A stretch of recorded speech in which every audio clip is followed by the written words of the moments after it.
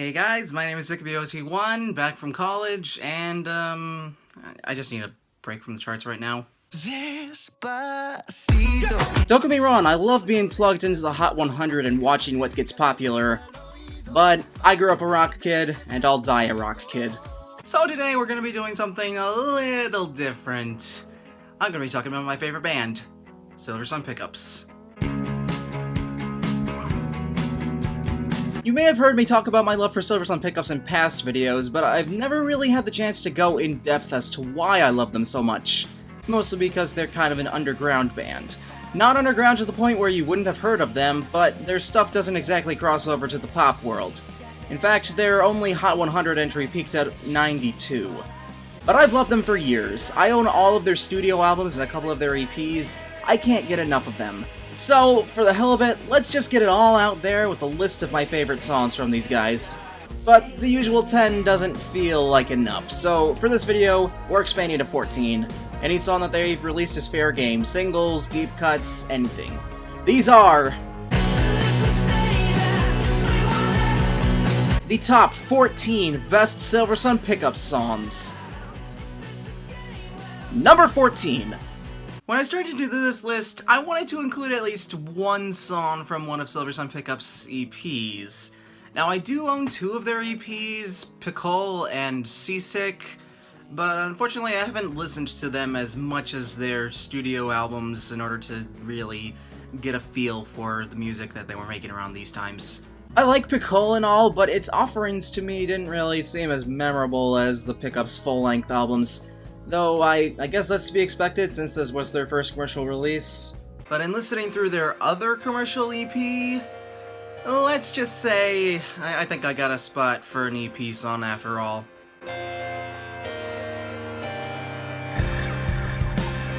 So, the Seasick EP is basically a collection of 3 songs recorded during the swoon era that previously hadn't seen the light of day. And I wish they had gotten to it sooner, because this song, as well as the other songs, Broken Bottles and Ribbons and Detours, are great listens. Though the title track is the one that stuck out to me the most. And I think a big reason for that is because it was kind of a transitional piece between albums. Swoon was kind of a heavy album, but as we'll see a little later, their third album, Neck of the Woods, was really heavy, and personally I see a lot of similarities between Seasick and Neck of the Woods.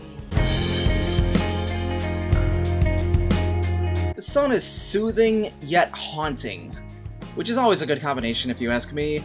Also probably a phrase you're going to hear me saying a lot throughout this video, just a warning.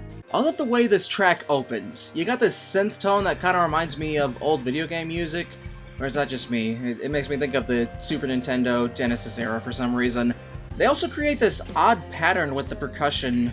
Odd in a good way, obviously, otherwise I wouldn't really like it. And though everything sounds pretty, maybe a little gritty, as the song goes on, it builds. The guitars crank up the distortion, Brian Albert starts screaming at the top of his lungs. It's a thing of beauty. Gritty enough to make you feel uneasy, yet controlled enough for you to appreciate just how pretty everything is arranged. And even at 6.5 minutes, this song never feels like it's dragging.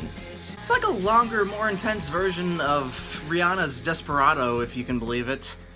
And I love it.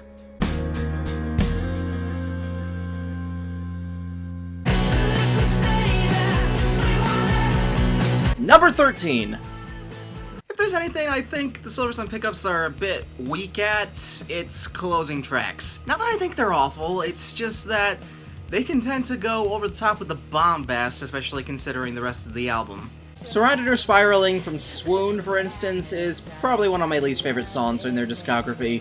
It feels too tense and not melodic enough to end off the album very well. I still do like this song, and keep in mind, Swoon is still one of my favorite albums of all time. But with their most recent release, I think that Brian and company finally got it right. I feel your head exploding. You'll hear me talk about Better Nature further on in this video, but to give you an idea of what it's kind of like an expansion on the dark and gritty sound set forth by Neck of the Woods. It attempts to refine that kind of sound while adding some moments of respite. Originally, I wanted to include circadian rhythm as an example of this, as well as an example of bassist Nikki Moninger's singing, but then I remembered the closing track and just how better it was as a cooling period, and just as a song overall. And that makes sense because it takes place at the end of an album that has some pretty harsh themes and at times harsh sounds. Though I guess that's kinda true of any Silversun Pickups album. Not that this song has absolutely no grit to it, it's still pretty pessimistic like the rest of the album lyrically. The opening line is literally, "I feel your head exploding."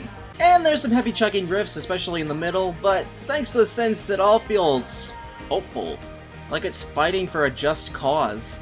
I think I Feel It Coming by The Weeknd is a good comparison here.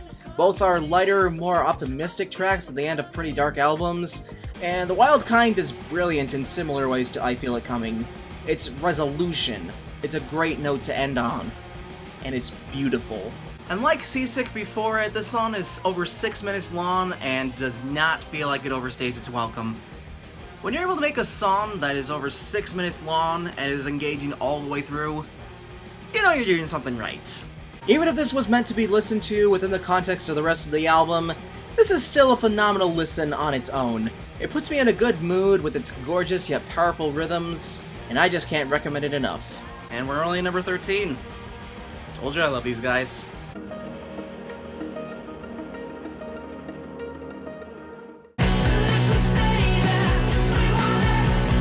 Number 12. And now, I take you back in time to a simpler time. A time where the Silversun Pickups music was more lighthearted and more accessible. Of course, talking about their debut studio album, Carnivorous. Even though I like every song on this list a lot, if I had to recommend just one album from their discography to start with, it would be with Carnivorous. It's a more accessible album, like I said before, and it's full of a lot of catchy songs, like this one.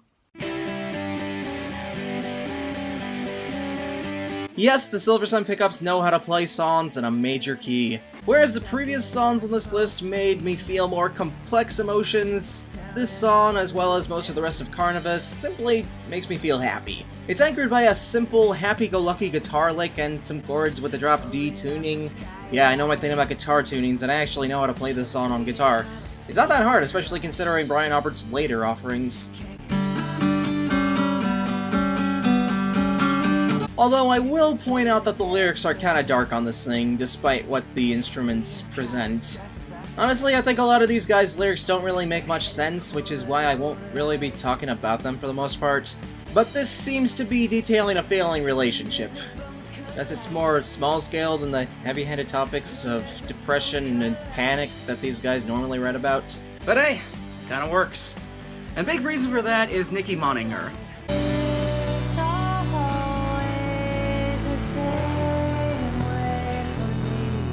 Nikki's the band's bass player, as I said previously, and really, what band is complete without a female bassist? I mean, seriously, look at some 90s bands. You got Smashing Pumpkins, Sonic Youth, they have female bassists. It was kind of a thing, I guess. She also provides backing vocals on a number of songs, and even has stepped up to provide lead vocals from time to time. Like I said, at one point I considered including the Better Nature single Circadian Rhythm on this list to showcase Nikki as a singer, but now that I think about it, I think she works better doing backing vocals.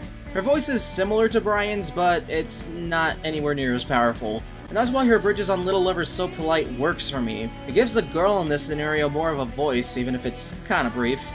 And she sounds exactly like she should to capture an uneven situation. That, and during the bridges, everything gets calmer, allowing her to shine more. Then, the guitar solo.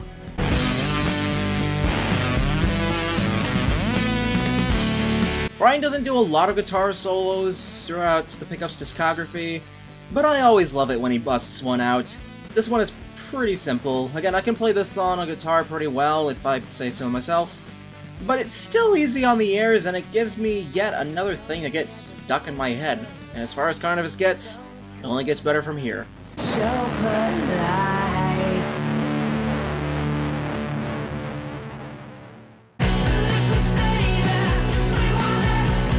Number 11! And now, Silversun Pickups' best album. Fans of Silversun pickups, including myself, consider Swoon to be the best album that the band has put out. And yeah, spoilers, you're gonna be seeing more why that is later along this list. There's No Secrets this year opens up this amazing album, and it does so on the right foot. Pounding percussion, a bright synth and guitar melody, it's the kind of thing that easily gets me excited to listen to this album. This song, along with some previous ones on the list, show the pickups having some edge to their music despite being more lighthearted and less stressful than some of the other songs we're going to be talking about today.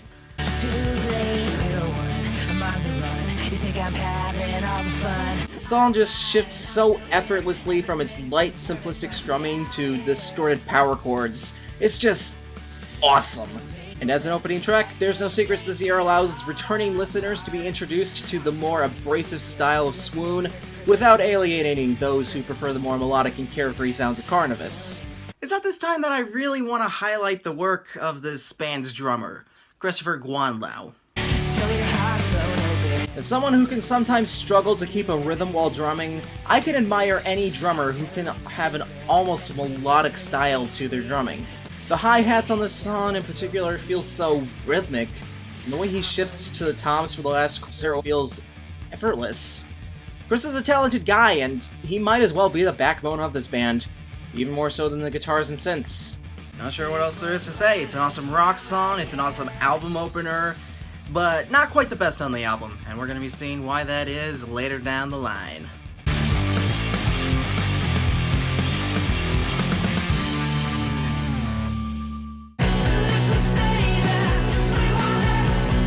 Number 10. Speaking of album openers, this is the album opener for Carnivus. A simpler track for a simpler album, but no less awesome. From a composition standpoint, this is pretty simple. All the chords pretty much center around G. Really, I think this is one of the first Silversun pickup songs I taught myself to play on guitar. Guess that goes to show you that all you need for a great song is sometimes just a catchy melody. Next time you hear somebody complain about the 4 chords of pop, just tell them, I don't know, who cares? This is also a song where the synth work from Joe Lester particularly stands out to me. It's his flourishes throughout that really make this song what it is. A wall of noise that calms the body and just all around makes you feel good. Like a dose of melatonin. At least I assume, I've never taken melatonin. And Brian's vocals on this? Absolutely perfect.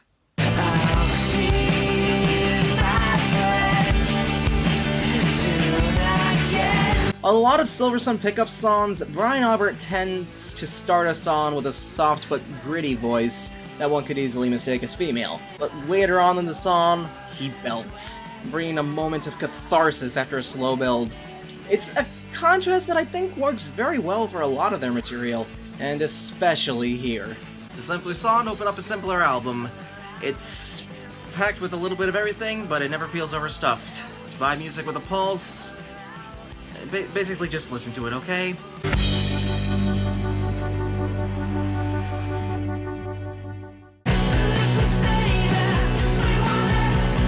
Number 9.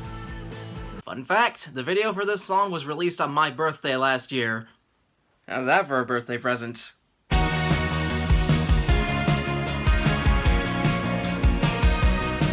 Oh, you thought I was done with this album, didn't you? Well, maybe you didn't. Really, I didn't realize how many gems Better Nature had until I sat down to put this list together.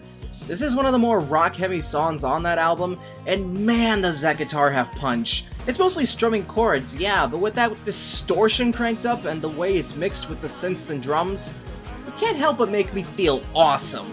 It's a song with lyrics about rebellion, and instrumentation that sounds like it's trying to start a rebellion.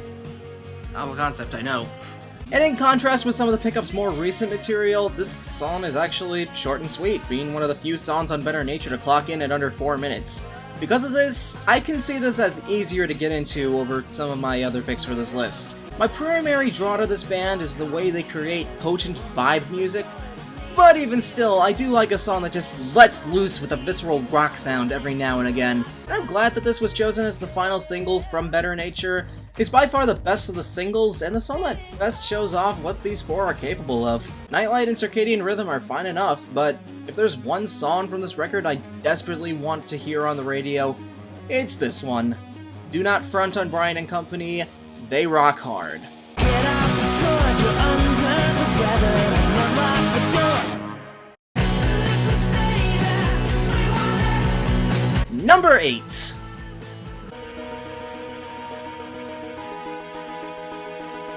So far, I've yet to talk about one album from Silversun Pickups, Neck of the Woods. For a while, I kinda saw this as a black sheep of their discography, more abrasive and harder to get into than any of the band's prior work. There was a time where I doubted that this album was as good as I remembered it. But after a couple more recent listens, I've come to realize that I like it a lot. So don't think that just because it's taken me this long to include some songs from Neck of the Woods on this list doesn't mean that I don't like the album. In fact, after re-listening to it, I actually consider it one of my favorites from the band. But I think there's a reason this album can be a bit more divisive than Carnivorous or Swoon, because essentially, this is a horror album, at least to me. It's full of songs that are designed to put the listener on edge, it is full of violent imagery, you get the picture. In fact, this is one of the lyrics from the song Make Believe. I'll sentence anyone over 21 to the guillotine. Yeah, that's some pretty dark stuff. Not to mention that one of the songs is literally named Bloody Mary. And it just so happens to be on this list.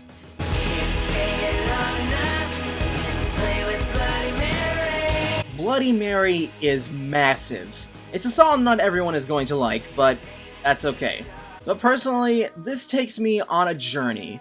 A journey of uncertainty and high tension, but a journey nonetheless. Really, I could say that about any song with a slow build that they've made, but it's especially true here. The synths and guitars on this are downright haunting, as the title would imply, but fortunately the drums are pounding and energetic enough to keep this from feeling too overwhelming. Honestly, I'm a little surprised that this song got released as a single at all. I mean, it's a little heavy-handed, even for alternative rock listeners. But you know what? I'm glad it did. Even at a length of 5 minutes, this song does not overstay its welcome. There's only one verse, and the chorus only plays twice. Instead of getting repetitive, this song fills space by being atmospheric. And if you know me, you know that I feel that this can easily backfire. After all, I'm not too fond of Radiohead because their atmospheric tracks tend to drone on and on. Silversun Pickups, on the other hand, know how to maintain a strong melody in the strings, synths, and vocals. Though it's long with a focus on mood and atmosphere over catchiness or melody, it manages to stay engaging.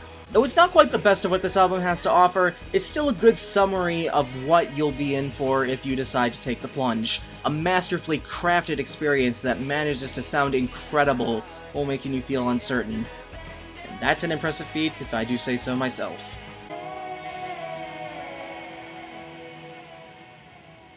Hey guys, thank you for watching part 1. Part 2 will be up, hopefully soon.